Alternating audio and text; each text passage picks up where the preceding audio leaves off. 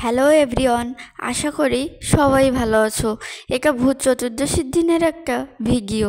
ভূত চতুর্দশী হলো হিন্দু ধর্মের একটা বিশেষ তিথি, যা কালী পূজা বা দীপাবলির আগের দিন পালিত হয়।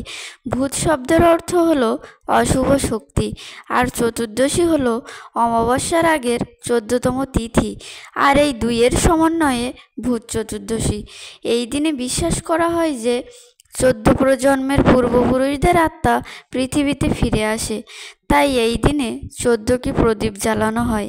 আমরা এই দিনে 14 প্রকার শাক খেয়ে থাকি, যাতে শরীর ও মন শুদ্ধ হয়।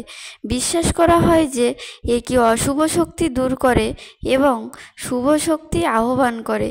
প্রকৃতপক্ষে ভূত চতুর্দশী হলো একটি শুভ তিথি, যেখানে আলো ও শাকের মাধ্যমে অশুভ শক্তি তাড়িয়ে পরিবারের কল্যাণ কামনা করা হয়।